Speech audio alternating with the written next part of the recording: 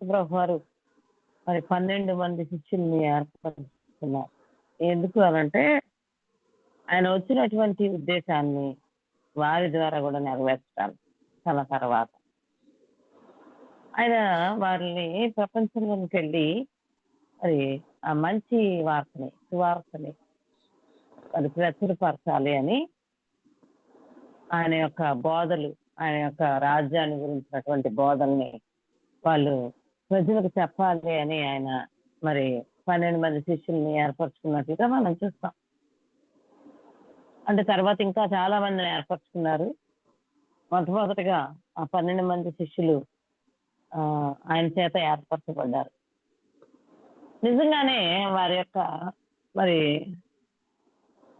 కఠినమైనటువంటి శ్రమను బట్టి, వారి యొక్క మరి అంకిత భావాన్ని బట్టి ఈ 12 మంది శిష్యులు కూడా మరి ప్రపంచం అంతా కూడా క్రైస్తవ్యం లేదంటే సువార్తని వ్యాప్తి చేయడానికి వారి జీవితాలనే ఇచ్చారు. మరి అందుకని వాళ్ళ యొక్క విషయాలు లేకపోతే వాళ్ళ యొక్క కథలు, వారి జీవితాలు మరి అనేక లక్షల మందిని ఉత్తేజపరుస్తాయి, ఇన్స్పైర్ చేస్తాయి. కాబట్టి మనం చూసినప్పుడు ఆ 12 మంది శిష్యులు కూడా ఎంతో గొప్పగా జీవించారు.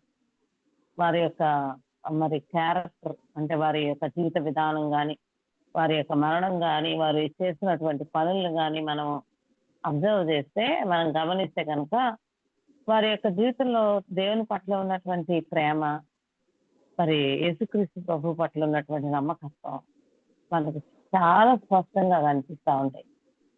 మరి నిజంగానే వాళ్ళు ఆ 2 విషయాలనే తీసుకొని తమ జీవితంలో ప్రయాణం చేశారు. వారు పిలిచినటువంటి ఆ పిలుపుని వారు వ్యర్థపరచల. వాళ్ళు ముందుకు తీసుకుని వెళ్ళారు దేవుని యొక్క సువార్తని.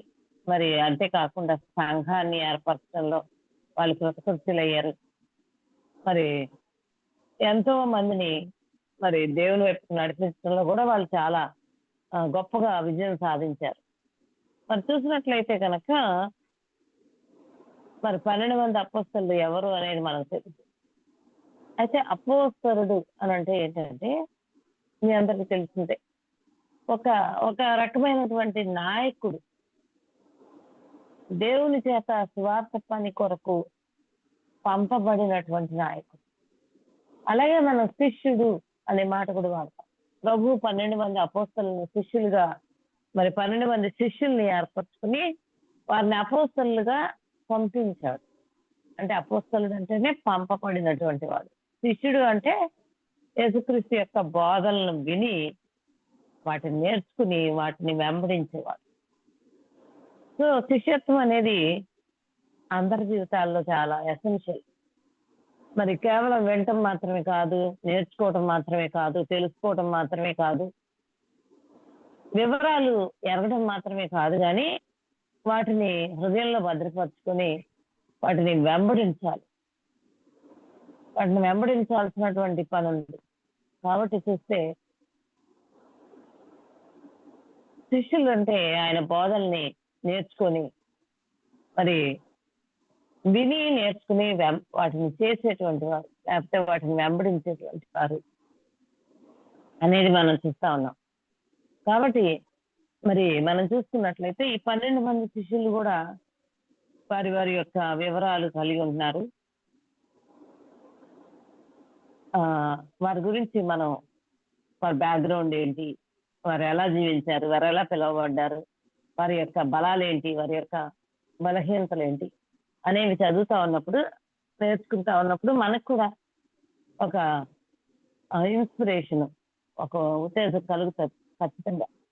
అయితే మత్తయి భక్తుడు తన సువార్తలో ఒక ఆర్డర్లో, ఒక క్రమంలో వారి యొక్క పేర్లన్నీ కూడా రాశాడు.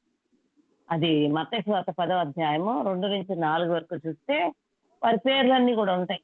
మరి నిజమే, కొంతమంది ఎవరైనా ఇక్కడ సండే స్కూల్కి వెళ్ళిన వాళ్ళు కూడా ఉంటే గనక మనలో మరి ఆ పేర్లన్నీ కూడా తెలుస్తాయి, మనకు వరుసలో తెలుస్తాయి. మత్తయి సువార్తలో అవి రాయబడి మరి మనకు తెలుసు మొట్టమొదటిగా రాయబడిన పేరేంటంటే, మనం ఒకదాని తర్వాత ఒకటి చూద్దాం. మొట్టమొదటి రాయబడిన పేరేంటో మీ అందరికి బాగా తెలుసు. ఆయన సీమోను పేతురు. పేతురు అంతేకాకుండా ఆయన్ని సీమోను బర్యోనా అని అన్నాడు. బర్ అంటే కుమారుడు అని.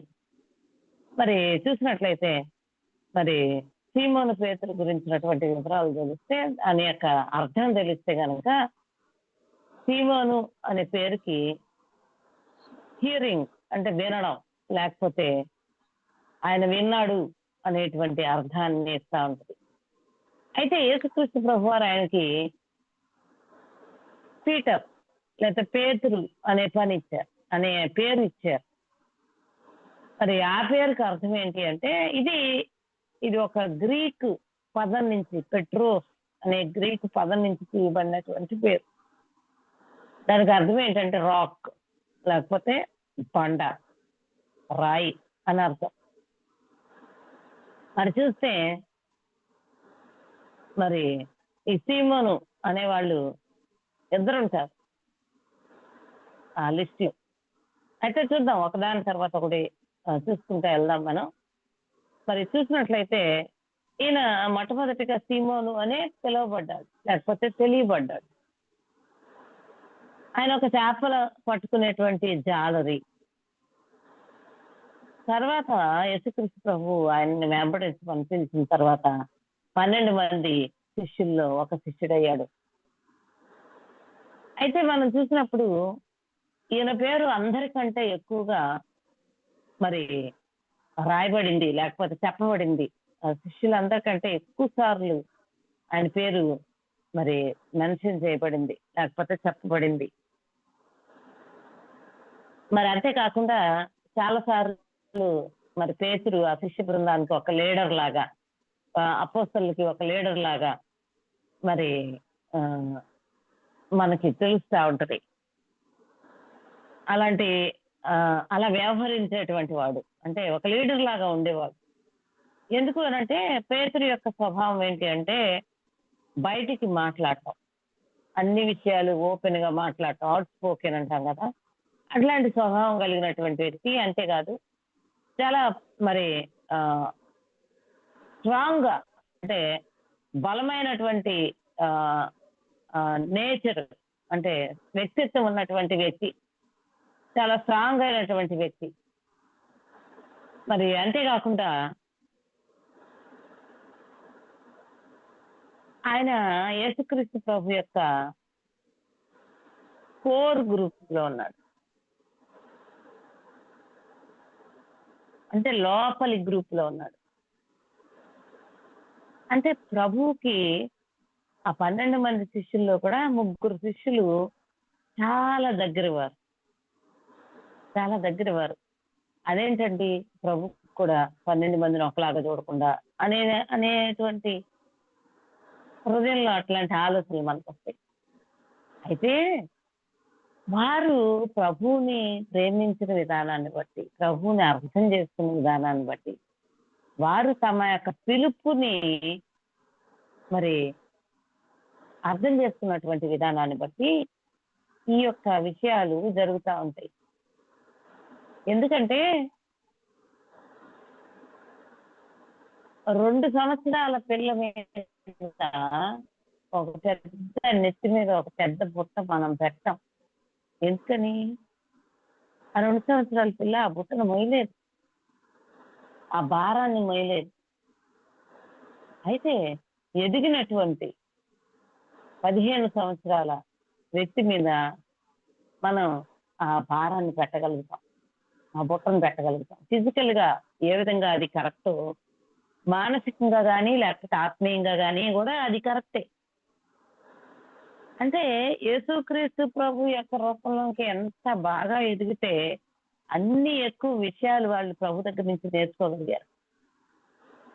అందుకనే ప్రభువుకి కోర్ గ్రూప్ అంటే ప్రభువుకి పక్షపాతం ఉండి ప్రభు వాళ్ళ ముగ్గురిని ఎన్నుకోలే. వాళ్ళు ప్రభువుకి దగ్గరగా సమీపంగా వచ్చారు కాబట్టి వాళ్ళు ఇన్నర్ సర్కిల్ అయ్యారు. మీకు అర్థమవుతుంది అనుకుంటారు. వాళ్ళలో పేతురు ఒకడు, పేతురు, యోహాను, యాకోబులు ఉన్నారు. ఆ తర్వాత కూడా వాళ్ళు మరి పౌలు భక్తుడు రాస్తాడు, వీళ్ళ పేర్లని ఎత్తి చూపిస్తా వీళ్ళందరూ మరి ఆదిమ చర్చికి, మొట్టమొదటి సంఘానికి మొదటి శతాబ్దంలో మరి చర్చికి మూల స్తంభాలు అని రాస్తాడు. అంటే భారం భరించటం, దేవుని యొక్క హృదయంలో ఉన్నటువంటి విషయాల్ని మరి జరిగించటం, దాని యొక్క బాధ్యతను తీసుకోవడం, మరి అది ఎంత గొప్ప విషయమో గ్రహించటం, వీటన్నిటిని బట్టే వాళ్ళు యేసుక్రీస్తు ప్రభు యొక్క ప్రాముఖ్యమైనటువంటి గుంపులో చేరారు, గుంపులో ఉన్నారు. ఆ విధంగానే వాళ్ళు తమ యొక్క బాధ్యతల్ని, రెస్పాన్సిబిలిటీస్ ని భూమి మీద ఆయన వెళ్ళిపోయినాక, ప్రభువారు మరణించి తిరిగి లేచి ఆరోహణుడైనాక వాళ్ళు నెరవేర్చినట్లుగా మనం చూస్తూ ఉంటాం. సో మనం దేవునికి ఎంత దగ్గరగా వెళ్ళగలిగితే అన్ని గొప్ప విషయాలని దేవుడు మనకు నేర్పిస్తాడు, అంత గొప్ప బాధ్యతలను కూడా దేవుడు మనకి ఇస్తాడు, అంత గొప్ప బహుమానం కూడా మరి పరలోకంలో ఉంటుంది, దానికి తగిన బహుమానం కూడా ఉంటుంది. కాబట్టి మరి మనం చూస్తే కనుక వీళ్ళు మరి సంఘాన్ని స్థాపించారు. మరి అంతేకాకుండా మరి తమకి ఇవ్వబడినటువంటి పాత్రని, అంటే సువార్తని ప్రకటించటం, సువార్తని వ్యాపింపజేయటం, సంఘాలు కట్టడం, విశ్వాసుల్ని మరి సంఘాన్ని పోషించటం ఆత్మీయంగా, ఇవన్నీ కూడా మరి చేసుకుంటా వెళ్ళినట్లుగా మనం చూస్తాం. మరి పేతురు అందులో ఆద్యుడు, మొదటివాడు. మరి ఆయన యొక్క అసలు ఆయన క్యారెక్టరిస్టిక్స్, ఆయన యొక్క గుణగణాలని మనం పరిశీలనగా చూస్తే అనేకమైనటువంటి సంఘటనలను మరి మనం సంఘటనల ద్వారా ఆయన ఎలాంటి వాడు మనకు అర్థమవుతుంది. మరి ఆయన యొక్క గుణాలను చూస్తే కనుక ఇందాక చెప్పినట్లుగానే అవుట్ స్పోకెన్, మొహం మీద మాట్లాడేసేవాళ్ళు, బయటికి మాట్లాడేవాడు ప్రతి దాన్ని. మరి అంతేకాకుండా దృఢమైనటువంటి వ్యక్తి, బలమైన విశ్వాసం కలిగినటువంటి వ్యక్తి. అంతేకాకుండా మరి ఆయన చాలా అంటే క్యాలిక్యులేటెడ్ గా, అంటే ఖచ్చితంగా డిటర్మైండ్ గా,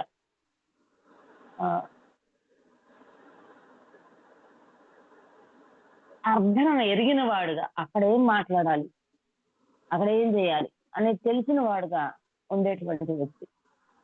అంతేకాదు ఆయన చాలా క్షణికావేశం కలిగింది, ఇంపల్సివ్ అంటారు ఇంగ్లీష్ లో, గొప్పకుని ఆవేశపడేటువంటి వ్యక్తి అనమాట. మరి ధైర్యవంతుడు కూడాను.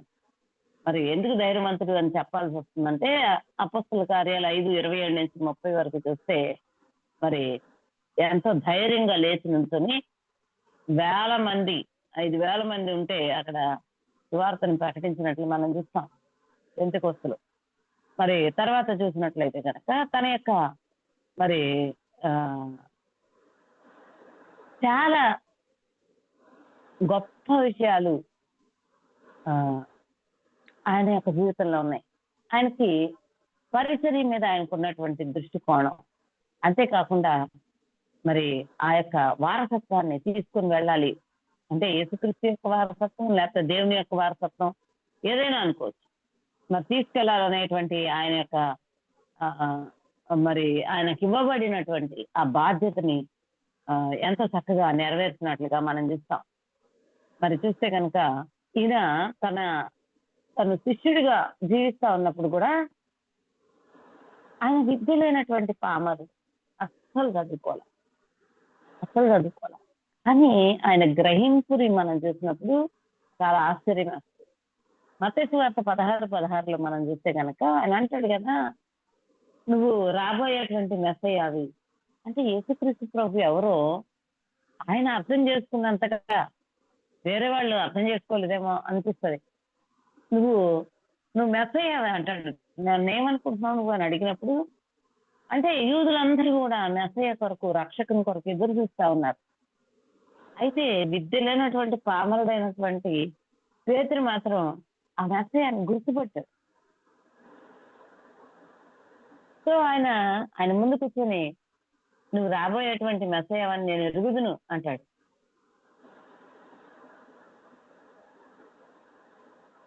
అయితే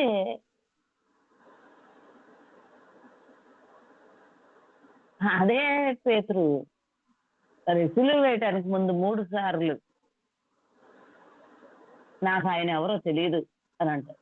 అది యోహాను రాశాడు. యోహాను సువార్త 18వ అధ్యాయంలో 15-27 వరకు మనం చదివితే ఆ పారాగ్రాఫ్ లో అక్కడ కనిపిస్తుంది. మరి అంత గొప్ప రెవల్యూషన్ ఉన్నటువంటి ప్రత్యక్షత ఉన్నటువంటి పేతురు భక్తుడు నువ్వెవరో నాకు తెలియదు అనే విషయాన్ని రాయడం మనకు కొంచెం ఆ ఆ ఆశ్చర్యంగానే ఉంటుంది. నువ్వెవరో నాకు తెలియదు అని అంటాం. అయితే ఆయన యేసుక్రీస్తు ప్రభుతో పాటుగా నీళ్ల మీద నడిచినటువంటి వ్యక్తి. మత్తయి సువార్త 14:29లో మనం చూస్తాం. ప్రభువులాగానే చనిపోయిన వాళ్ళని లేపాడు. తబితని, దొరక అనబడినటువంటి తబితని మరి లేపాడు. అది అపొస్తలుల కార్యాలు 9:36-43 వరకు ఉంటుంది. మరి 2:14 అపొస్తలుల కార్యాల్లో పెంతెకొస్తు నాడు మరి ఎంత గొప్ప శక్తి కలిగినటువంటి బోధని బోధించాడో కూడా మనం చూస్తాం.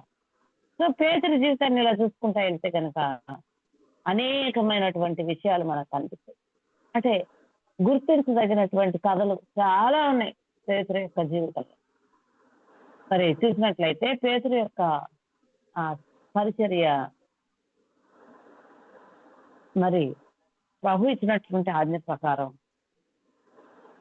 సువార్తని ప్రకటించడంలో, సువార్తని వ్యాప్తి చెందడంలో మాత్రమే తను నిమగ్నమై ఉన్నట్టు మనం చూస్తాం.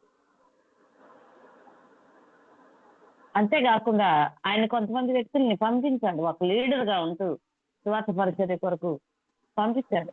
అది అపొస్తలుల కార్యాలు 8:14లో మనం చూస్తే ఆయన యోహాను భక్తుల్ని మరి సమరయాలో పరిచర్య చేయడానికి, బోధించడానికి, సువార్తని మరి వ్యాప్తి చెందించడానికి సమరయాకి పంపించినట్లుగా మనం చూస్తాం. అంతేకాకుండా శిష్యుల్ని ఆయన బలపరచడమే కాదు, ప్రోత్సహించడమే కాదు, సాధారణమైనటువంటి విశ్వాసుల్ని కూడా మరి ఆయన చాలా ప్రోత్సహించాడు. మరి ఆయన 2 ఉత్తరాలు రాశాడు. 1 పేతురు, 2 పేతురు. మరి అవి ఆ ఉత్తరాలు 2 కూడా బైబిల్లో పొందుపరచబడినాయి. మరి ఆయన వ్యక్తుల్ని, విశ్వాసుల్ని బలపరచడానికి, అంతేకాకుండా మరి చర్చిల్ని బలపరచడానికి, సంఘాలను బలపరచడానికి ఆయన యొక్క ఉత్తరాలు మనకు అర్థమవుతాయి. నిజంగా పేతురు పత్రికను మనం చదువుకుంటా వెళ్తా ఉంటే ఎంత పెద్ద పెద్ద సెంటెన్సులు, పెద్ద పెద్ద వాక్యాలు రాస్తాడంటే ఈయన చదువుకున్నటువంటి వ్యక్తి అని అనిపిస్తుంది మనకి. విద్య లేనటువంటి పామరుడు ఈ భాషను వాడాడా అని అనిపిస్తుంది మనకి. అంత పెద్ద వాక్యాలు, అంత పెద్ద పదాలు ఆయన వాడతాడు. అంటే దేవునికి అసాధ్యమైనది ఏమీ లేదు. మరి విద్య లేనటువంటి పామరుడైన పేతురుని దేవుడు పిలిచి విద్యాధికుల కంటే ఎక్కువగా మరి ఆ యొక్క ఉత్తరాలని రాయడానికి మరి ఆయన శక్తినిచ్చాడు. మరి అంతేకాకుండా ఆయన యెరూషలేములో ఉన్నటువంటి చర్చికి రెస్పాన్సిబుల్ పర్సన్ గా మరి నాయకుడుగా ఉండేవాడు. మరి అది మనం గలాతీయ పత్రికలో 1వ అధ్యాయం 18-19 వచనాల్లో మనం చూస్తాం. మరి ఈవెన్ అపొస్తలుల కార్యాల్లో కూడా ఈ సంఘం కనిపిస్తా ఉంటుంది. మరి అపొస్తలుల కార్యాల్లో కూడా ఈ సంఘం కనిపిస్తా ఉంటది. ఎందుకంటే మరి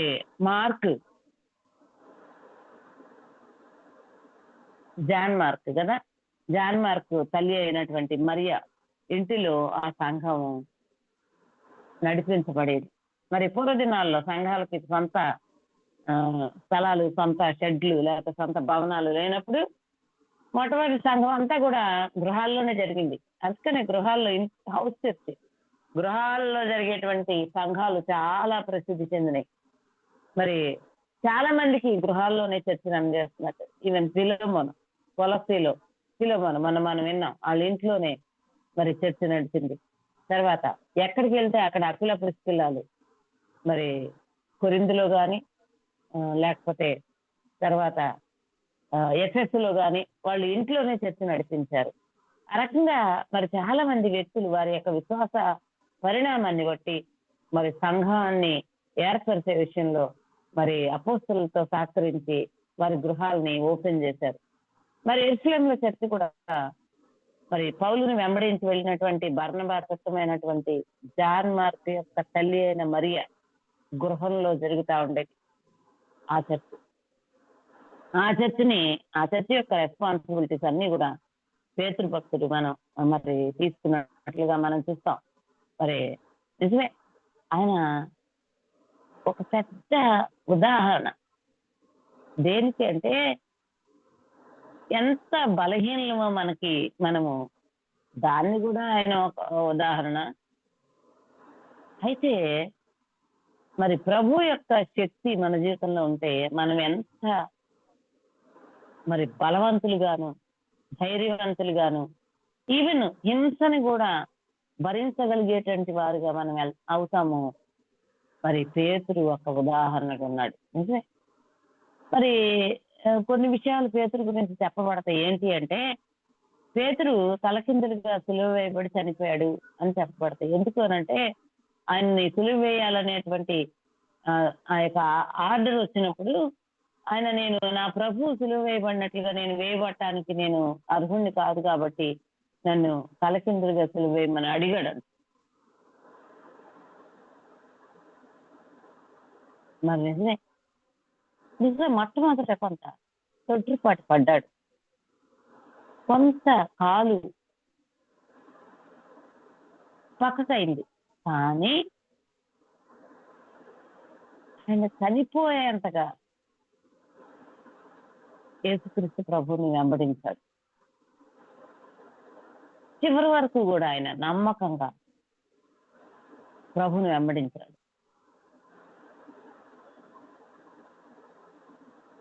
అందుకనే ఆయన ఎల్లప్పుడూ కూడా చాలా నమ్మకంతో దేవుని యొక్క పరిచర్య చేసి యేసుక్రీస్తు ప్రభువుని వెంబడించినటువంటి వారిలో ప్రథముడుగా జ్ఞాపకం చేయబడతాడు. కాబట్టి ఒక విద్య లేనటువంటి పామరుడు ఏ విధంగా ప్రభువుని వెంబడించి ఆయన వద్ద నేర్చుకుని ఆయన కొరకు సాక్ష్యం ఇచ్చి ఆయన కొరకు నిలవబడి మరి మొట్టమొదటి సంఘాలని కట్టడానికి మరి బాధ్యుడిగా అయ్యాడు. మనం చూస్తే పేతురు జీవితం నుంచి వాటిని మనం నేర్చుకుంటా ఉంటాం. ఆ విధంగా దేవుడు ఒక వ్యక్తిని, బలహీనుడైనటువంటి ఒక వ్యక్తిని మరి పిలుచుకొని బలపరిచి వాడుకోగలడు. దాని కొరకు ఒక విద్య కావాలి, లేకపోతే ఒక స్థాయి కావాలి, ఒక గొప్ప విషయాలు కావాలి మన జీవితంలో అనేదేమీ లేదు. దేవుడు ఎటువంటి వారినైనా సరే పిలిచినప్పుడు నమ్మకంగా మనం వెంబడించినట్లయితే దేవుడు మనల్ని వాడుకుంటాడు, గొప్ప కార్యాలు చేయిస్తాడు.